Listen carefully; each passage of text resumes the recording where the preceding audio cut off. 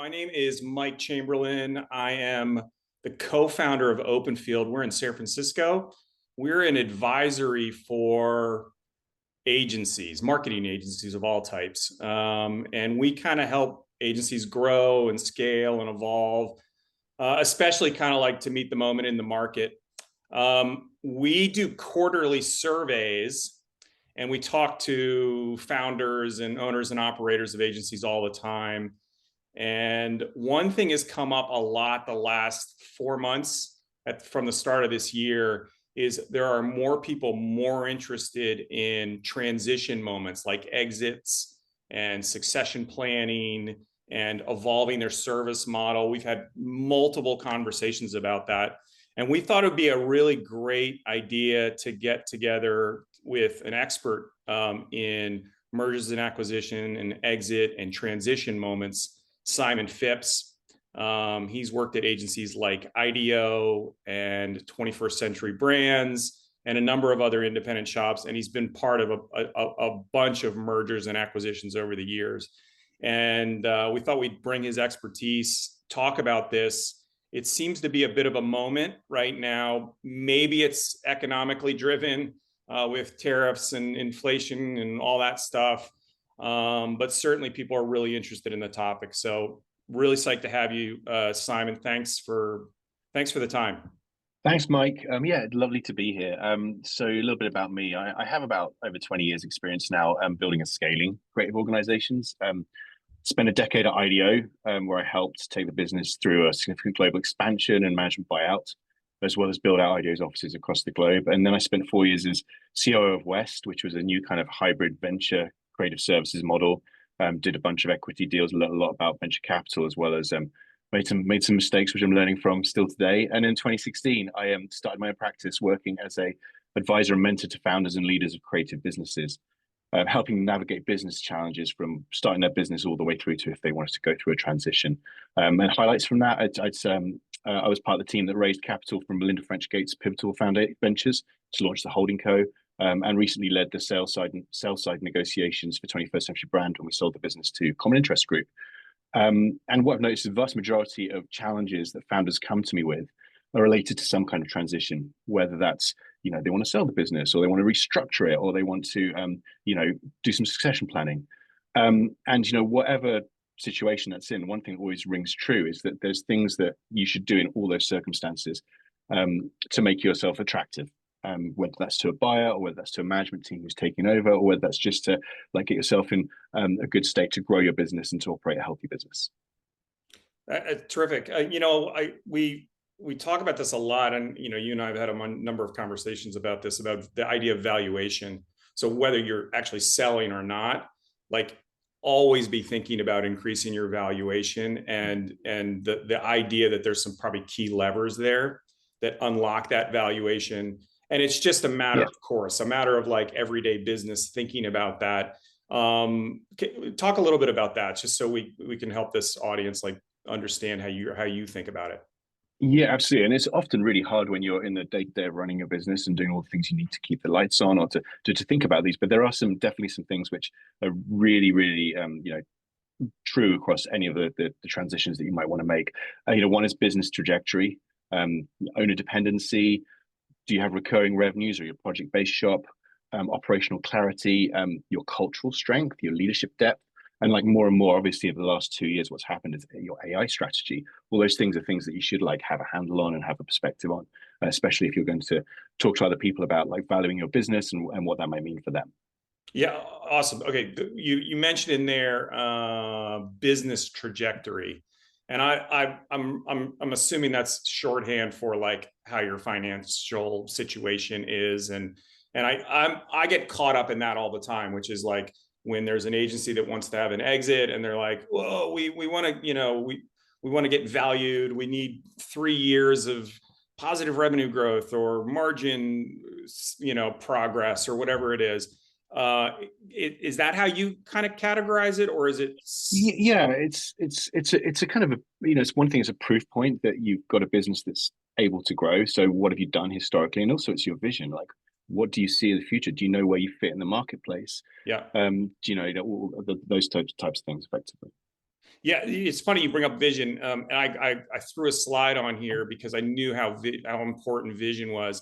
We ran a we ran a survey in Q4 of 2024, just this past Q4, talking about the state of the market. And one of the questions we asked was, do you have a vision? Do you have a roadmap for what your next 2 to 5 years looks like? And I was completely shocked that only 45% of the agencies that we surveyed, over 150 leaders of agencies, only 45% of them said they had kind of a roadmap into the future. So that becomes probably a pretty critical piece, I'm assuming. Yeah, absolutely. I mean, there's two sides to every transaction, right? There's the that you're looking to do. There's either kind of the buyer, the seller. There's the founder or the management team. And then understanding what makes your business valuable is so critical. Just knowing that okay, we've got this unique position in the marketplace, and if only we had the backing, we could go to this place, and be able to paint that compelling vision is really important. It also internally it aligns your team, it aligns your management team, it makes everyone know they're going in the same direction.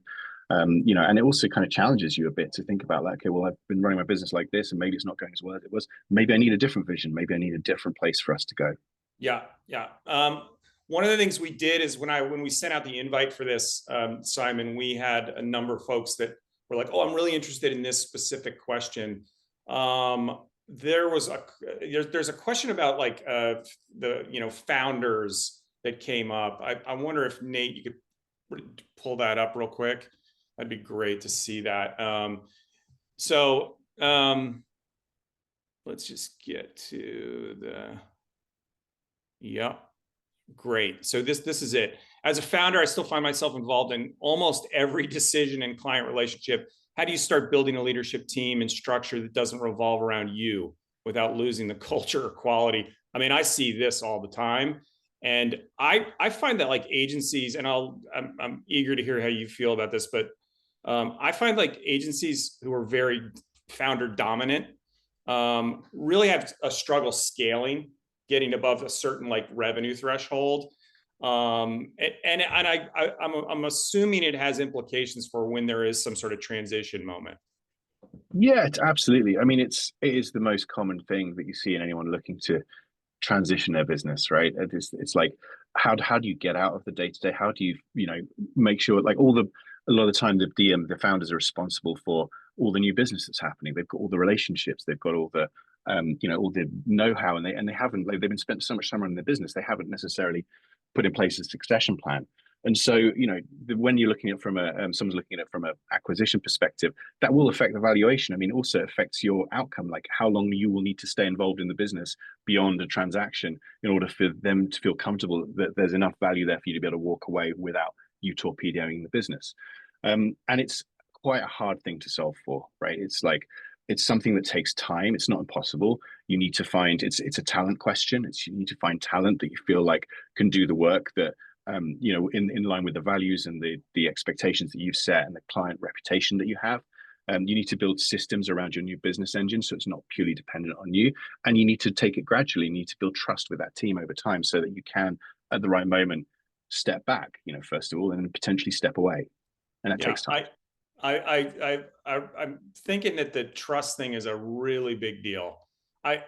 This is just personal experience. I feel like there's this balance between, do I trust the lieutenants under me to do the stuff that I do really well, and then there's this I still need to control everything in front of me.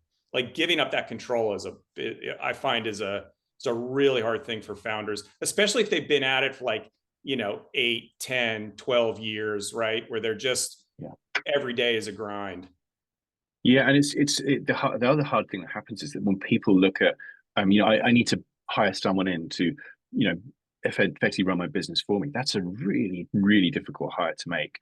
Yeah. It's much easier if you have someone who's been working with you for a long time to actually give them the roadmap to succession, or a bunch of people. It's a lot harder to bring in but just because of we're like any senior new hire. I'm sure everyone on this call has had the experience of senior hires are the most risky hires, and a lot of the times they don't work out. So you've got to be super careful in that process as well. Yeah, the survey we did in Q1 of this year was about talent, and the implications of talent in the market right now and Mhm. what's happening with talent. One of the really shocking responses to a question was about attrition and how pervasive attrition is in the market. And really at that kind of lieutenant level that sits underneath leadership, there's like a mass exodus of talent at that level. Kind of, I'll call it like director level.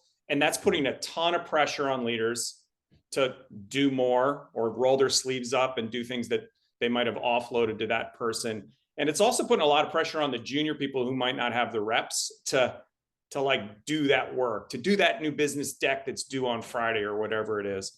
Right. You know, when we talked, you had some when we talked, I don't know, a few days ago, you had some really great strategies on kind of like, you know, what you can do now specifically to increase valuation or get ready for a transition. And it's more of like, you should be doing these things all the time, but maybe you could like take us through these things. Yeah, and we touched on some of these already, and like I just got a few three in here. There's more things that would be good to do, but the really important ones are like clarifying your vision and positioning. Where do you fit into the current marketplace, and where could you go? Because that's the thing that's going to be, do people, when someone's looking to acquire a business, they're looking to see how you're going to fit into their ecosystem, and is there an opportunity for big growth, and are you bringing something new to the table that they don't already have? And that all helps with that conversation.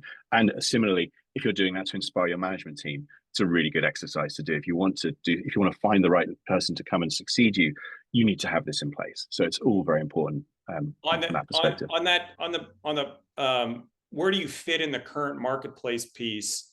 There's a lot of discussion with agencies, or James and I have had a lot of discussion with agencies regarding evolving service model given the moment. Like, how we need to evolve. We can't just keep, and maybe a lot of it's like maybe the capabilities are shifting because of AI and things like that, right? Like they're bringing it in-house, or chat GPT is doing some of your like copywriting or whatever. It's shifting like the nature of how we service our clients. Is that fit in the marketplace? Do you see that as a big evolution for agencies, or like how would you like categorize that? I mean, so the way I think about it is that you have an awful lot of more opportunity to innovate your service offering at smaller scale than you do as part of a big holdco, right? You just don't. You have like you can be nimble, you can do bespoke things, you can make decisions that you couldn't make if you're part of that big infrastructure. And so that innovation, I think, is key for defining these new service models that are going to be required as a result of the AI movement that's happening, the current economic situation we're in, the move to like more freelance, less core talent. All those things are going to require a lot of innovation in the space. And if you can do that innovation and make yourself successful as a result, and run a successful business and have a successful vision, that will make you super attractive to anyone in these holding companies who are looking for the next service offering that they can acquire, and so they can be innovative, because they don't do the innovation, they acquire to get innovation. And that's a really key place that you can play.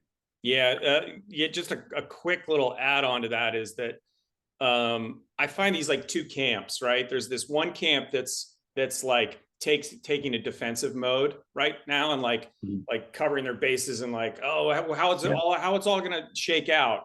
And then there's other ones that are other agencies, and a lot of agencies are starting to see this as even though it's like very disruptive to their model right now, they're like, we're going here. We're going to take the step forward. We're going to evolve into a place. And they're seeing it as an opportunity market rather than this like doom and gloom, which I think is, I think it's really good that a lot of agencies are taking this as a positive rather than like, oh, it's going to destroy us. Yeah, completely. What else you got?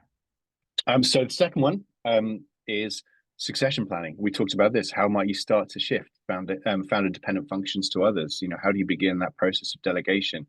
Make yourself to a place where, if your goal, there are some founders who actually really love what they do and they don't want to leave their business. They just want to change their role relationship with the business, right? So think about where you fit in that. Are you looking to like, I actually want to be done with this business, and so if I need to be done with it, I need to bring in the right management team, or I've got the right management team, I just need to give them some time? Or are you like, you know what, I would prefer if I just wasn't running the day to day, that I wasn't dealing with HR, that I wasn't dealing with cash flow and all that, and I prefer to bring someone in to run that piece, but I love the bit where I'm in the room with the clients and I'm delivering great creative work. Like, where do you fit in that? Like, figure out what your strategy is there and what the right way is to start moving some of those functions you do want to shed to others. So do you find in your experience that there's more of a 1 foot in, 1 foot out kind of approach, or is it like, is succession planning in your experience much more of like handing the reins over, or is it just too hard to hand off the reins over? It varies. It really varies. I mean, every founder, people have there's archetypes of founders for sure, but there's a lot of founders who genuinely get a lot of their I guess their passion from being in the room delivering creative work, or some founders get it from closing the deal. Some founders get it. There's all sorts of, you've got to figure out what's your intrinsic motivation. And some of people are just like, you know what, I've done this for 10 years. I'm ready to just sail off into the sunset. That's cool too, right? It's like know where you are in that. And you often have a place where you have founders in different places. So you might have 2 founders, 3 founders. One of them's ready to sail off in the sunset. One is loving what they're doing. One wants more of a role in the business. And you just have to figure out where everyone fits in that ecosystem and plan for it. Terrific. And then the final one here is like, just get your house in order. It's something that is often, I find, it's one of the reasons I often get called, is because people just put this off for so long, and you end up in this actually a bit of a crisis when you're going into a company. They don't have the right financial systems in place, operational infrastructure in place.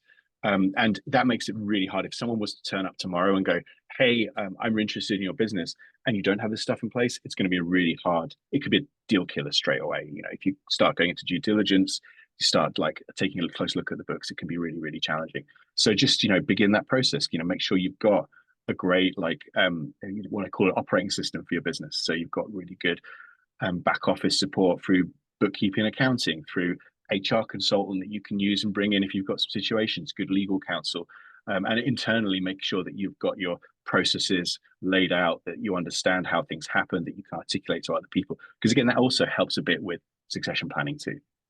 Right. Are there any, like, I mean, this is just like my opinion, but I was always just like, we needed 25% revenue gains a year for 3 years, and we made sure our margins were above 25% or 20%, whatever it was, for 3 years running to be attractive. Are there any like default kind of like indexes that you see that like people should, that's a question that's asked to me all the time. Like, what should we be doing? I mean, it depends on the buyer, and it depends on the founder and what they're looking to do, right? So you can run a really successful, healthy business and you're not interested in selling it. It doesn't have to be super high growth. You can just be turning around a good profit each year, drawing down a nice share of profit at the end of each year. And that could be enough to sustain where you are. You can fulfill your financial happy goals. And you've also got like all your intrinsic motivation is taken care of because you're doing the work you want to do, right? And you won't never need to sell your business in that case. That's like totally fine. If you want to be attractive for someone who's actually going to start putting capital into your business, you do need to be able to show at least the potential for growth, right? And that means that, yes, they're looking for 20 to 25% growth year on year. They're looking for high margins because ultimately they need to get a return on the cash they're putting in. And you might not have demonstrated that completely year to date, and that might affect the actual valuation that you can achieve at that moment, because usually these things are structured in 2 stages. There's one at the point of transaction, and then there's another one further down the line once you've achieved the growth that they've set. That might impact it. But in general, if you want to sell your business, you need to be able to show that you can deliver that return on investment. And actually that can be often a place where there's a really big misalignment between what a founder wants to do every day and how they get out of what makes them get out of bed, and then what an investor needs from capital, because you're intrinsically motivated to do great work, to work with great clients, build great relationships, whereas a financial investor is about the return on that capital, and that's can be often at odds with. You can see a lot of tension in that. So just a good question to ask is like, do I want that kind of exit? Is that going to be good for me? Is that something that is actually going to take me to the right place. It might look great, but actually living that day to day for 3 to 4 years could be quite challenging if you've got that tension in your life. Right, right. On the operations piece, is there a how important is something like your go-to-market process and things like that? Like we talk about operations, which is just, running a tight ship kind of thing.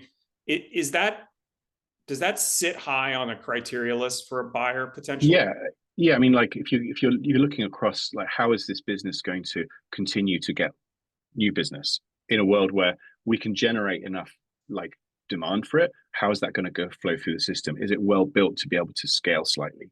You maybe doesn't need to have all the things in place. Those things are important. If it's just, everything's like everyone's starting work without signed contracts, right? That's not a Yep. good thing, right? That could be very challenging because you just got so much risk in the business, and that's what people look at. Where's the risk? I get that there's this great vision for a business that can do 25% year on year over the next 3 years, but when I actually get under the hood, wow, there's a lot of risk in here because no one can articulate the process of how we get from A to B, and we start work without signed contracts. We do all sorts of things that actually take away the potential to get to the place we want to get to. Yeah, that's really good to know. I think we got another question from, yeah, this one's great. And in your experience, what's something that often gets overlooked or undervalued inside an agency, but turns out to be critical for long-term success? I mean, we talked a bit about this already. It's what is your unique selling point? Like being able to articulate that, being able to say that, you can run a great, like, marketing services business, but unless you can persuade someone about how you're going to fit into their ecosystem and why they should see you as a really strategic fit, and they'll do that work themselves as well. It's hard to identify, like, who might be a potential buyer, for example, like, or when you are talking to potential buyers, why you can convince them that this is a really good investment fund. So just really, really having that understanding of your unique selling point and how that's going to unlock your growth is really critical. Yeah, and then things like attrition and retention rates, those kinds of things probably, I've seen those questions asked a lot. Like, are people staying? Like looking for those underlying kind of themes in Yeah, the business. there's definitely been a shift in the talent model that used to be the case that specifically holding company models where I'm buying a pool of talent as well, and it's a Right. captured pool of talent, and that's really great because means stuff that's shifted as the kind of operational models have shifted towards being more really killer 18 core team and then more bigger freelance network. And so those things have changed over time to some degree. Like the obviously you want to show that you can retain really good exceptional talent, but you don't necessarily need to show that you're building a big team to do it, like a big kind of committed team. You can, like, split your freelance. It's actually in this volatile environment we're in, having a model where you've got like a small core team and a big freelance network is a lot less risky than where you've got, like, 100 mouths to feed that are all on your payroll every month.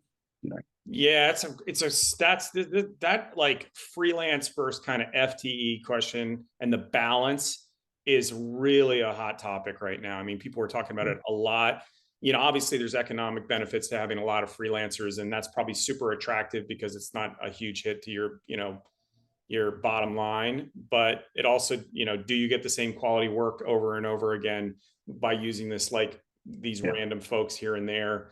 So yeah, I'm not totally sure that the market has figured that one out. There are a lot of freelancers that are looking for work right now, but certainly it's you know, do you have the people that are there folks that have legacy on a client's business that can bring that like knowledge to bear every day? Those things become important as well. yeah. Do we have any questions? If there are any questions that have popped up that people want to put into the chat, please do. One of the things we've been doing at Openfield is a readiness assessment, which is a really quick turn.